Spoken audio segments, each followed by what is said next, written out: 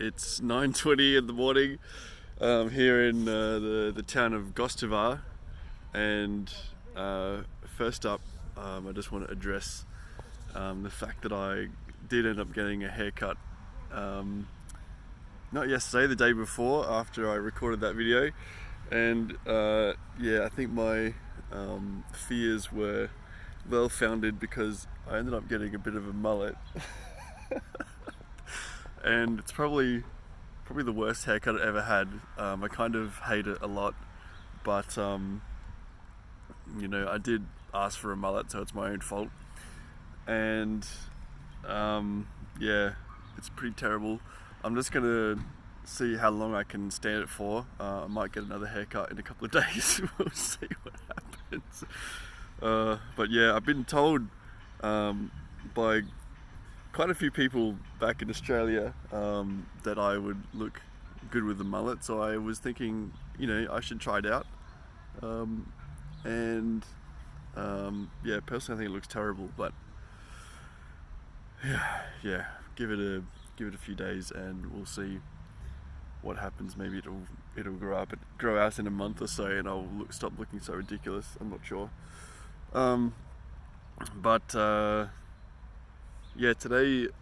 Today's my, I guess, first real day after a couple of days rest.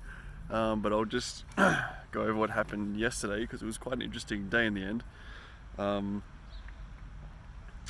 I left Skopje about 2 in the afternoon, so I had about like half a day of riding yesterday, and that was because I ended up meeting up with someone the night before that from Tinder, actually, and we had a couple of drinks and ended up staying up quite late. So I got back to my hostel late, and was a bit hungover yesterday morning, and then I met up with the same girl for lunch that day before I left in the afternoon. And she was quite interesting. She taught me quite a lot about Balkan history and Macedonia's role in the Ottoman Empire and the Yugoslavia Empire and the fall and the wars and all that stuff. So she did most of the talking, I did most of the listening. I felt quite silly, or uneducated perhaps is a better word, coming from Australia and knowing basically none of the history of this region. And there is quite a lot of it, so it was quite interesting talking with her. Although, as she herself proclaimed, she's quite mad. So in the end, I was kind of happy to get back on the road again yesterday afternoon, and it was nice having a bit of an easy start. Was feeling a little bit less hungover at that point, and ended up riding about 50 k's or so. So it was a pretty short day and not too many hills. Pretty uneventful until the end of the day started coming on, and there was nowhere to camp in the near vicinity. So I had decided that I was going to be wild camping, and so I decided to look for wild camps. And just before that, I wanted to get dinner so I wouldn't have to worry about cooking. I also didn't have any food, so that was a good reason to buy something, as well as the fact that here in the Balkans it's basically come to the point where it's cheaper to buy food than it is to cook it yourself, which was very much not the case in other parts of Europe. So I've been eating out a lot more, which has been nice. Although I'm getting a bit sick of just eating bread because there's not too many vegetarian options. Not many vegetarians here, I've found. So I've been eating a lot of pizza and burek, which I've just had for breakfast as well. What was I saying? So I stopped in a little town looking for somewhere for dinner. Went into a little cafe and all the locals were looking at me and waving and wanting to chat, and unfortunately none of them really spoke English, but a few of them spoke German, which is seeming quite common around here. But I spoke to the guy behind the bar, and he told me that there was no food there, but there was a pizza restaurant up the road. So I went up there and had a pizza. I was the only one at the restaurant. I had a beautiful view of the mountains, which was amazing. And then I was all good. I just need to find somewhere to sleep after that. So I kept going, and it was getting dark. It was around 6:30 when the sun goes down, and still hadn't found anything, and I couldn't really see anything coming up on the map. So I was riding through little villages and wasn't sure what I was going to do. And eventually I came to a mosque, and the mosque had a very large, like, grassy backyard, I guess you could say. And I was thinking, well, a mosque's probably a good place to camp, because they probably wouldn't mind, and it's probably quite safe, and yeah, it looked like a good spot. So I went in I went through the gate, and there was a man sitting in the shadows, and he kind of called me over, and I went over and chatted with him, and he was just sitting there having a bit of a quiet moment after a prayer in the mosque. And so we ended up chatting for probably half an hour, and his name was Fake, and he was a very, very nice man. He had a very big beard and was wearing a traditional, like, Muslim hat. And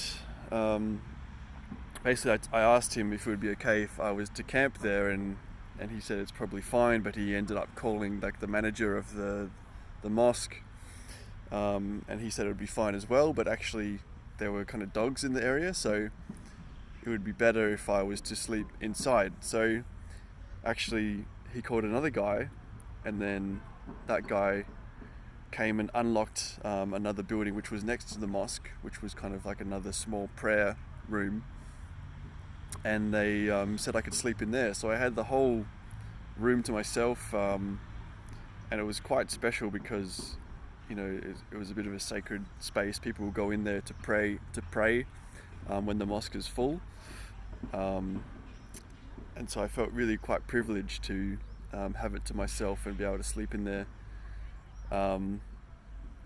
and to have you know, the blessing of the locals there in the village to stay in the mosque as their guest. So it was really quite special. I really really appreciated that. And Fake spoke to me after I had kind of set up my camp, or my sleeping bag and stuff inside as well, and we chatted for a bit longer, and he taught me some words in Arabic, which basically he said were the most powerful words in the Islam faith, which basically translated to English means there is one God and Muhammad is the last prophet. And he said if you repeat that over and over, you can kind of feel the truth of it sinking into your bones. And so he also said that, you know, we spoke about how life is about trying to find your purpose, and, you know, your purpose is given to you by, from his perspective, Allah, the creator, and to connect with Allah is his purpose, and it's up to all of us to kind of find out what the creator has put us on this planet for, and to do that with our whole heart. And that really resonated with me, although I don't believe in Allah personally, but the message that he gave me was really quite powerful. and it was really, really nice to talk to him. Like I said, just such a nice guy. So actually, after he left and I went back into the room, I did do a little prayer for the first time, probably since I was 15 or so in high school. I went to a Catholic high school, and it kind of turned me off religion actually. But I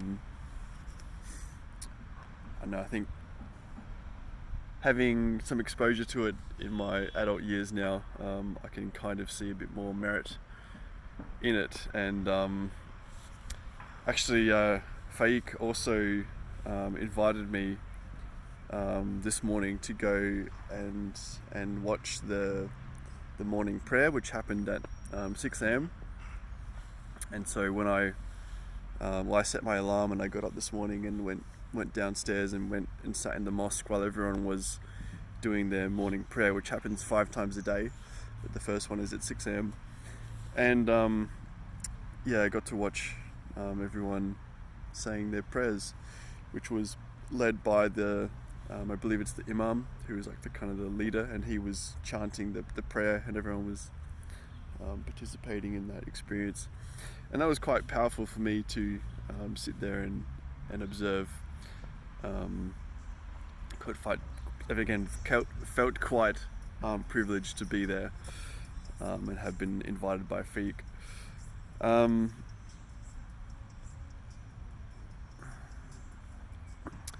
And then after that, I went back and I was like, kind of waiting for Faik, because he had asked if I wanted to get a coffee in the morning.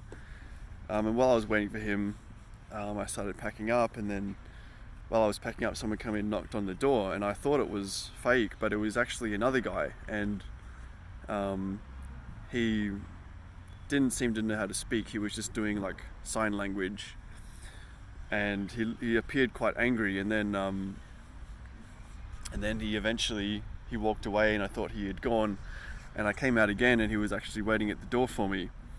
And then he did say a few words, and he said something like "Dise uro," and he was like doing this with his fingers, and I think he was actually asking for 10 euros from me for staying there, which I was a bit surprised about, because Faik actually said it was free, and I was their guest and all that stuff, and I didn't actually have 10 euros on me, so I wasn't sure what to do. And then eventually I just said, no, Faik said I could stay here, it's okay. And then once I mentioned Faik's name, he calmed down a bit, and he said, oh, okay, and then he walked away. And then I finished packing up, and I came back downstairs, and Faik and the man were talking, and Faik had obviously told him what had happened the night before, and the guy was a lot friendlier now, and he understood the situation, so it was all good. But I was a bit concerned that I had done the wrong thing, or that I had annoyed this guy, but he seemed okay in the end.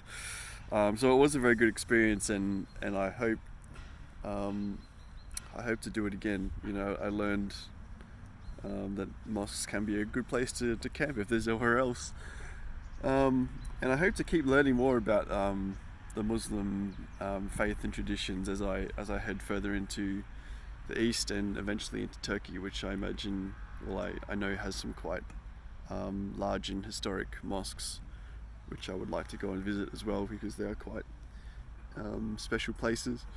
So I'm looking forward to that. And it's about 9:30 now. I've got quite a big day ahead of me, because I had a short day yesterday, so I'm planning to do probably about 115k today, with another 1500 meters of elevation or so. So we'll see how I go with that. It's a beautiful day, sun's shining, so hopefully shouldn't have any huge issues in doing that.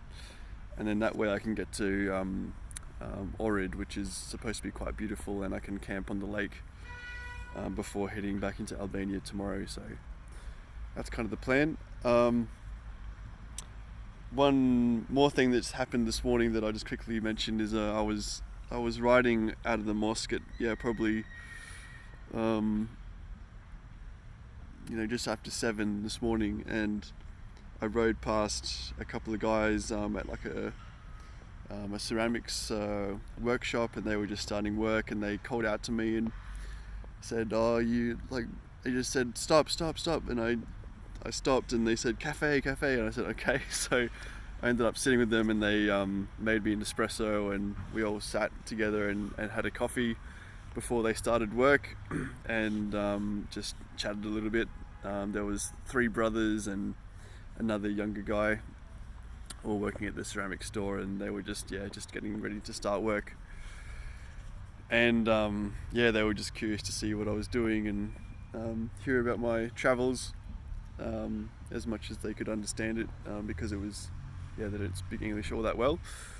But so nice just to sit with some locals and have a coffee in the morning and share that experience with them. So I hope more of that happens as well. And I will try my best to make time for it, because I'm not in so much of a rush anymore. So we'll see what else happens today. But that's it. I'll close it here. So bye.